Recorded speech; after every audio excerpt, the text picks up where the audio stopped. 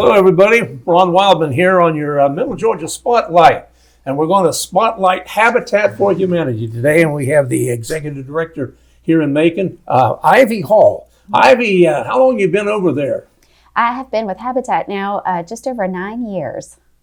But here in Middle Georgia for over 20. You were with Goodwill. Yes, I was with Goodwill for 10 years before joining the team at Habitat. You're originally from Florida. Yes, from Tallahassee, born and raised, graduated from Florida State. And then my husband had an opportunity to come to law school here at Mercer, and we fell in love with Macon and have been here ever since. At least these last two jobs have been charitable type works. Do you like that kind of profession? I do. I love being in the nonprofit world. I love the idea of helping others, of helping our community, and really making sure that everybody has a great opportunity to thrive and live here in Macon. Well, that's a nice thought. I remember covering Habitat years ago when I first came down to Georgia, almost 50 years ago, imagine, in Americas. Yes. That's where all the action was. Yes, 50 years ago, Americas would have been a bright spot for the creation of Habitat and building the first homes there. Habitat International will celebrate our 50th anniversary next year, so it'll be a big year.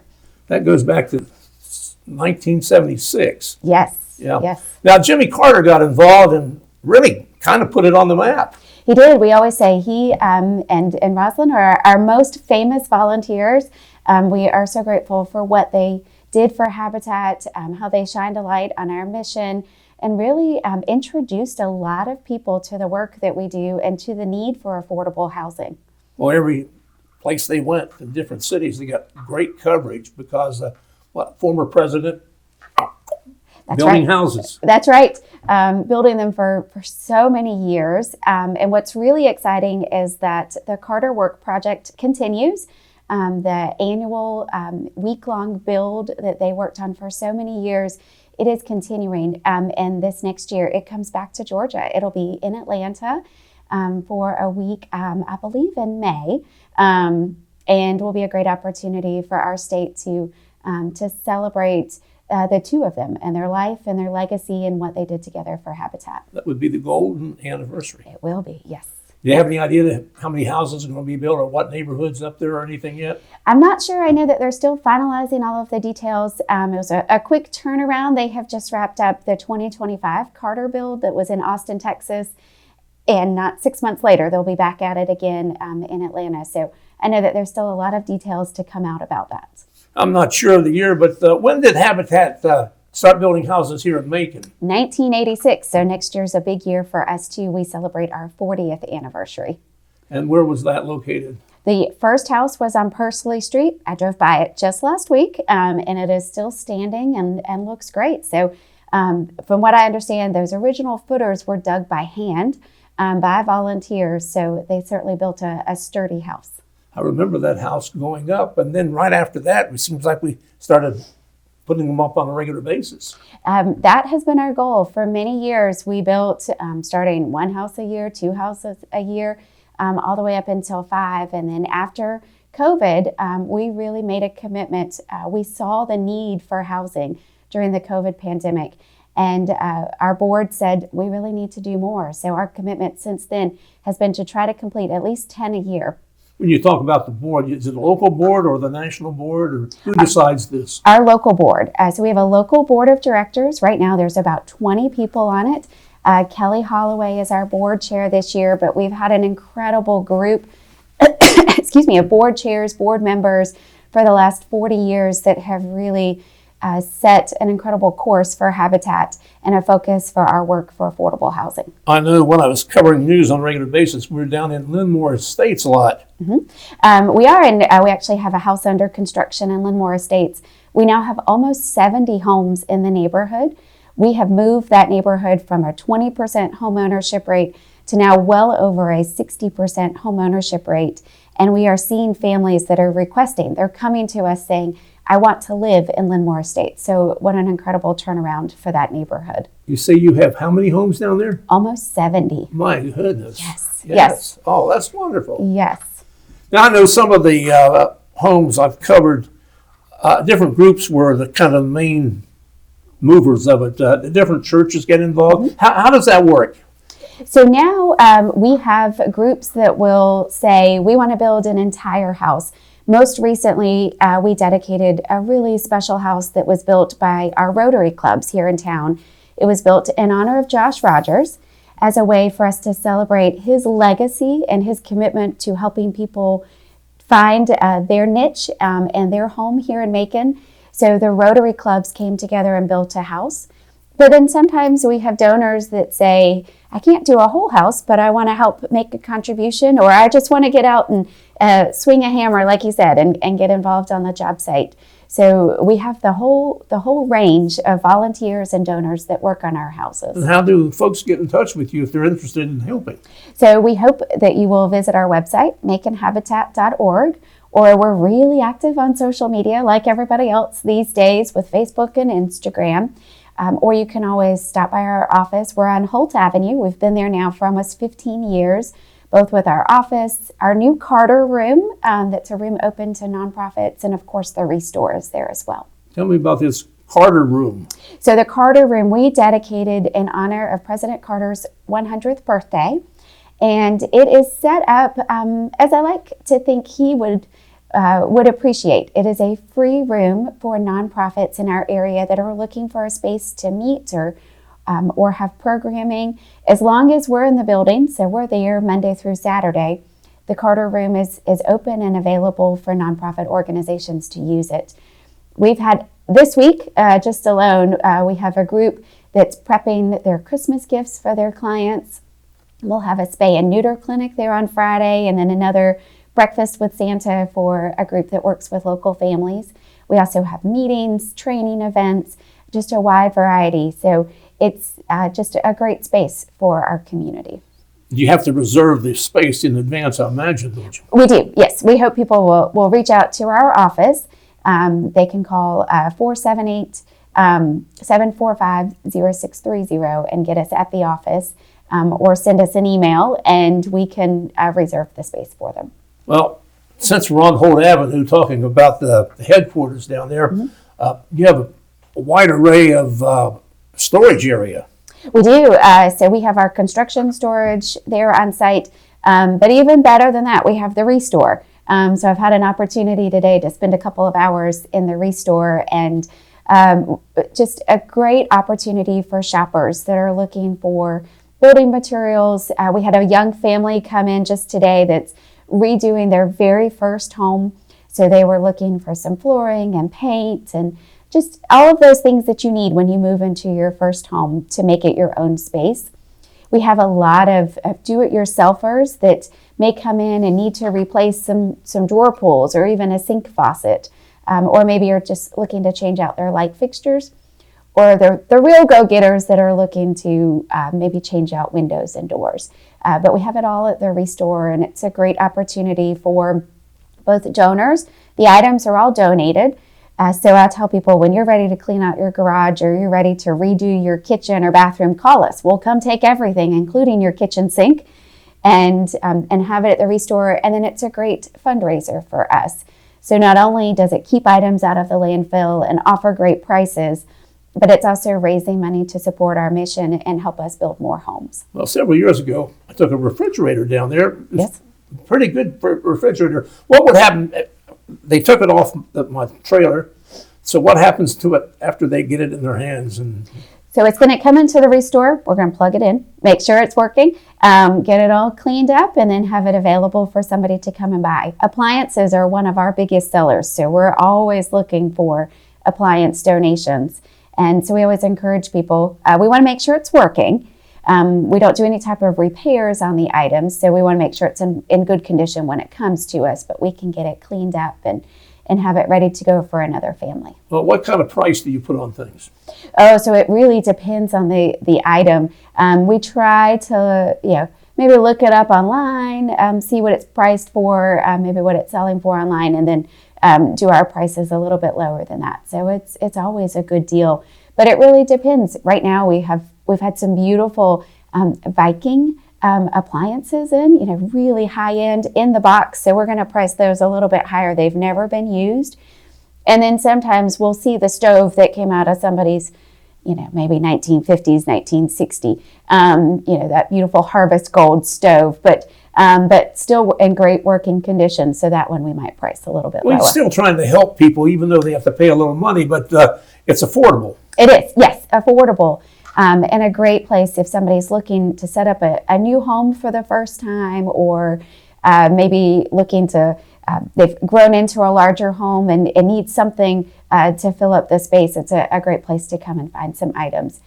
Plus, I love it when our shoppers come in and look at an item and say, you know what, if with a coat of paint, maybe a few new drawer pulls, this could look like a great new piece for my daughter's room or something like that. It's fun to see what our shoppers come up with. So how are donations coming in? Are they pretty regular, or is it hard times, or what is it? They're pretty steady. It's great. We can let people schedule their own pickup times online, so we can come to your house and pick up items. So you can schedule those on our website, maconhabitat.org, or you can bring them by the store, and we have our staff there at the Restore that can help unload items and get them right out into the store right away. So it stays pretty steady. We usually see an uptick when everybody's cleaning out after the holidays, starting on that spring cleaning. Sometimes we'll see a little bit before the holidays as everybody's looking for the new furniture before family comes over. But stays pretty steady, and our shoppers are a great group of customers. Was there any particular needs or stuff that you could use more coming in? We do see, you mentioned refrigerators. We see a lot of people that come in that are looking for appliances, a lot of people that are looking for cabinets. These days we see on TV when they're remodeling a kitchen, everybody wants to smash their cabinets. Well, we hope you'll take a little bit more care, and if you pull those cabinets down, then somebody else can use them. It'll save them, and they won't go into the landfill, but they could go right into somebody else's kitchen or right into their garage. Some of my favorites, we had somebody come in that bought a ramp and put it at their fishing dock. So there's lots of really creative uses to those items that are around your house. And as long as they're in good condition, it's just fun to see what people come up with. So appliances and cabinetry. Furniture, yes. Good condition. We want to make sure it doesn't have any large stains or tears in it. If it's been your dog's favorite couch, it's probably not one that we want. But some great furniture. Those are some items that people really come in looking for. We had somebody come in today looking for a sofa, and we have a couple, but it wasn't what they were looking for. So as people are upgrading in the first of the year, we hope that they'll think of us for their old furniture. Well, if I brought a truckload or a trailer load of items, different things in, will you pick and choose, or could I leave everything there and then you could go ahead and pick and choose? Or how does that work? So we really want the larger items, the household items. So if you have dishes or linens, those are some things that we can't take. Usually we are looking for furniture, lamps, light fixtures, bathroom fixtures, like I said, cabinets, appliances, maybe some tools. Those are some things. Think more of the hardware store style items and furniture store versus the dishes and sheets and things like that. Well, let's get back to the building process. How do you choose people that get a Habitat house? We have an application process, so individuals and families can come by our office and pick up an application, or they can find one on our website. And they'll complete the application. There's a couple of documents that you need to include with your application, some things like documentation of income or your current lease for where you're living, utility bills, some things like that just give us a really good picture of the applicant. Then we have a great family selection committee that is going to review all of those applications. We are looking for families that have a need for housing. Our biggest need that we see right now is really affordability. Boy, do we. Yes. There are not a lot of quality, affordable homeownership opportunities for the lower income family. So all of our families are considered low income by HUD standards. So they're between 40 and 80% of the area median income is what they're earning. And all of that those numbers are all on the application, so people can check the number of people in their household compared to their income and determine if it's the right fit for them. But then we want to make sure it's going to be affordable for them. So we look at their income history because it is a mortgage. It is a home ownership program. It's a very low mortgage, sometimes as low as 0% interest on that mortgage, and it's a 20-year mortgage. But we still want to make sure we're setting up our families for success, that they're going to be able to stay in their home for many, many years. And then we look for a willingness to partner. So all of our families work with us. We call it sweat equity. But in that, they're taking first-time homebuyer classes. They're doing one-on-one financial counseling. They're spending time on their job site. So they get to see the construction of their home from day one all the way until closing day, until they move in, and they get to be a part of it. So what better way to understand your first home than to see it built from the ground up? And then also a great way to get to know your neighbors as you're working alongside one another and alongside our team. So the Family Selection Committee looks at all of those pieces and parts of the application, and then they make recommendations for our board to approve the homeowners for their next home. Now, what type person gets an opportunity? Yet you're not giving these homes away. Yeah. It's not a free house to people. Right. And everyone I covered pretty much was a lady with several children. Mm-hmm. And I can understand how they qualify. Can just ordinary families qualify? Oh, yes. It's all based on income guidelines and the ability to pay and willingness to partner. But right now, we service about 80 mortgages, so 80 families that we're working with, and they range from young single individuals that are ready to become homeowners to older adults whose children are grown and no longer in the home, but they've always wanted to be homeowners and finally are in a place where they can be. So all ranges, married, single, with children, with no children. We just are looking for great families that want to come and be homeowners with us. Just got to qualify financially. Correct. Yeah. Yes. Yep. Now, materials and everything, how do we pay for that stuff as we're building the house? And where does the money come from? Sure. So our money comes from a couple of different places. One is those 80 mortgages that I mentioned. We've served 150 families over our last 40 years. And those mortgage payments come in and help us pay the program forward. So our homeowners are helping to build homes for future homeowners through their mortgages. So that's one source of money. The Restore that we've talked about is another. Of course, donations are always important to us, from whether it's from individuals and families or from grants, from foundations, from corporate donors. And then we do receive some federal funding as well. So some funds that come through from HUD, through Macon County, and are awarded to us through an application process. That's another source for us. So it takes about $155,000 to build one of our homes. If you're looking all in, everything from the insurance that we're required to have on a job site all the way through to the materials. But thinking about materials, we're able to keep that cost down because we do have a lot of really generous in-kind donors that will work with us on materials or maybe on some of the labor on the house that help us keep the cost low. So if we had to pay for everything, we know what it would cost, but we chip away at it with those donations, and if it's donations of labor, materials, and financial contributions, we put all of the pieces together to get the house built. Now, looking ahead, do we have any in the works right now? Oh, we do. We have 3 houses under construction right now. We have 4 more ready to go after the first of the year, and we hope to keep going from there. So that would bring us up to close to 100, wouldn't it? Or are we over 100 yet? Oh, we're well over. Yes, Oh, well over 100 But I remember houses. the 70 you mentioned. Oh, 70 just in that one neighborhood. Yeah. Yes.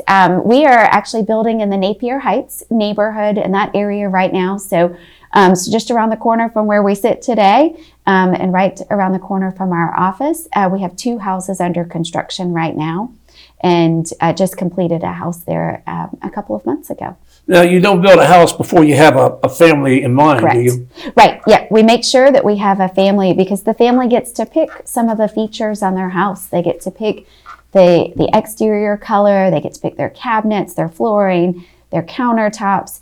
So their house feels like their house. They get to customize it a little bit. I'm sure you have some sweat equity stories. Oh, we have an incredible group of homeowners.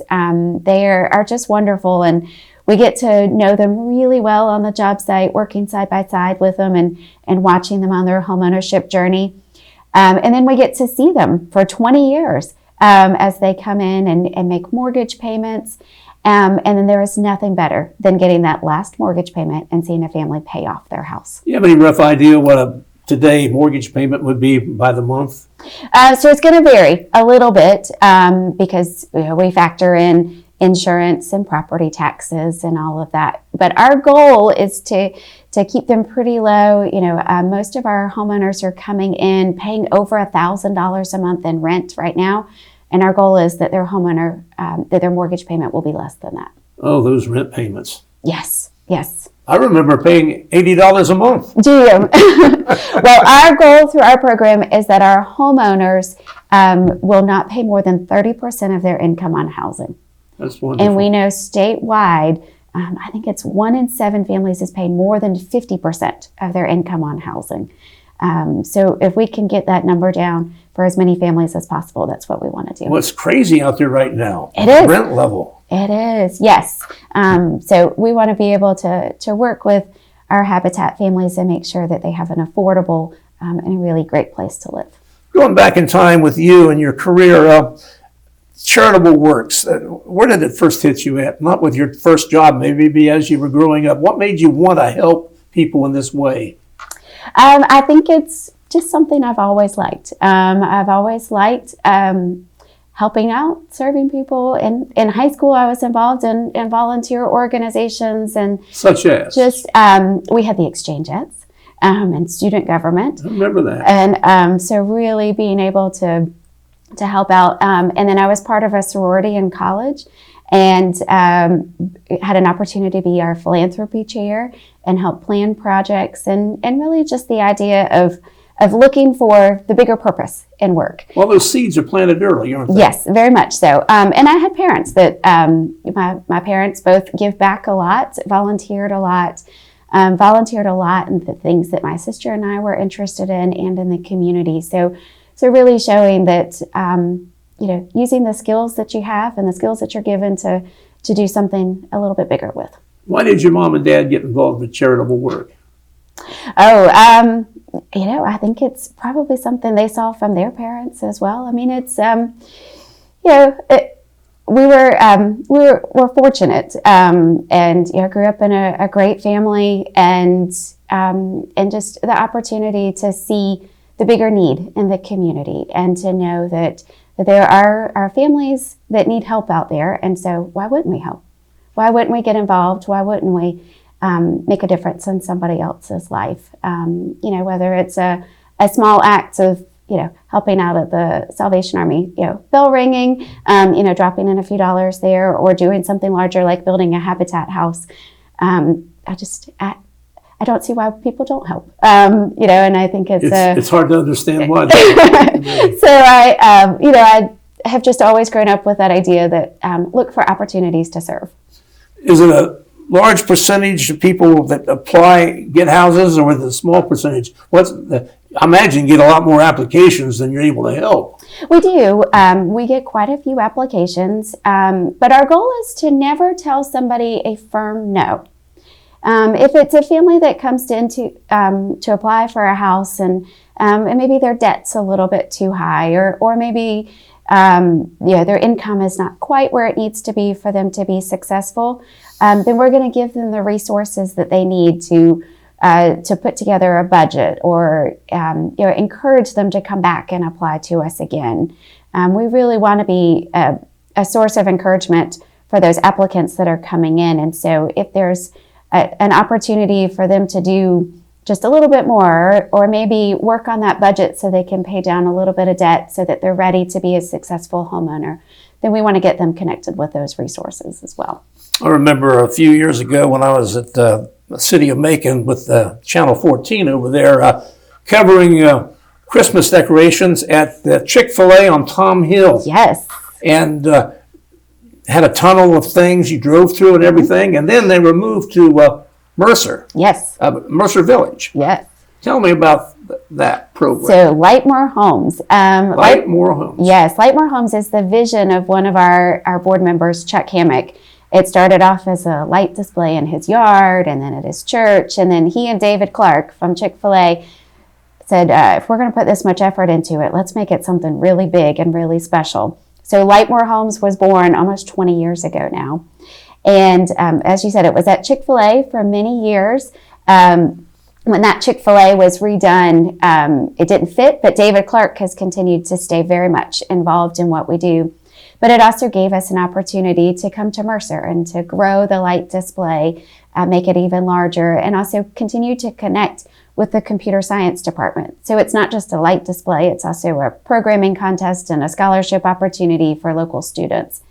So we now have lights that stretch from Mercer Village all the way around to the football stadium, all put up by volunteers, programmed by local middle school and high school and college students, and set to music and then brought to life by just an incredible group of people. That'll be up for through New Year's? It will be, yes. We've got a group of volunteers that will show up the first Sunday after New Year's, and everything will come down. So I hope people will come and take advantage of it.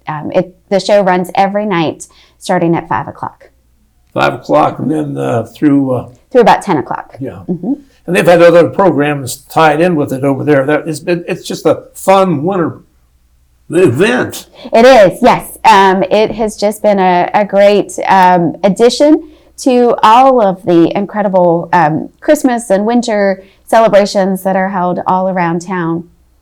So a great way for people to come and drive through. We hope they'll come and eat in Mercer Village and play in the snow. There's snow falling all the time in Mercer Village these days.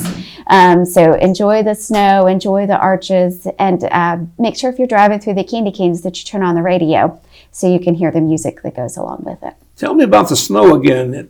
How do they do that? What is it? So it's a magic recipe of snow that we've had a great group of volunteers put together for us. And so we have the snow machine over the arches in Mercer Village. So if you stick around long enough, you'll feel some snow. So it's soap bubbles. As you drive through it? Oh, no, just walking through. Oh, I see. Just walking through, yes. But it's a fun addition, and we know that kids love to come and play under the arches and play in the snow.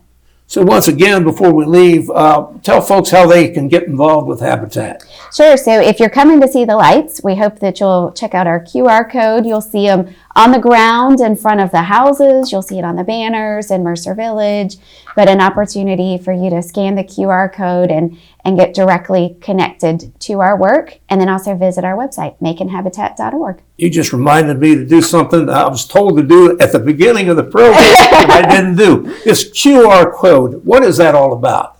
So the QR code is a little square. You'll see it on TV commercials. You'll see it on signage. You'll see it on our banners over at Lightmore Homes. And we should be seeing it on this too. Yes. And you will be able to scan that QR code. Just hold your camera up to it from your phone, and it'll pop up with a little yellow box. You click on that box, and it'll take you directly to our website. Now, I understand we here at WMB have our own QR code to get us on YouTube. Okay. Like this program will be on YouTube, and in order, I guess, to get it, you're going to have to do this QR code thing. Oh, good. Well, that's an easy way to navigate around and get linked directly. QR codes were around before COVID, but really became popular again during COVID with all of the restaurants. It was a great way to be able to access their menu and so many other things, even though we weren't having paper menus at that time. So I think COVID really made QR codes popular again, and they're a great way for us as a nonprofit to expand our budget. We don't have to pass out flyers. We can make sure you have a QR code to go to. How long ago did you all get involved with it over at Habitat? The QR codes. Well, really, Lightmore Homes has probably been our biggest one, but I think we were like everybody else. We used them a little bit before COVID, but COVID really made them popular. But you're really into it now. Yes. Oh, yes. Well, Ivy Hall, I appreciated you coming over and talking about Habitat. This is the time of year people think of other folks more than other times of year. Yes, and we hope that people will think about our homeowners. This year, just with construction in the last year, we have 6 homeowners that are spending their first Christmas and holiday season in their brand new home, and that's thanks to a lot of people here in Macon. Well, that's wonderful. Thank you. Thank you. And thank you, folks, for joining us here on our Middle Georgia Spotlight program. I'm Ron Wildman over here at WMUB TV.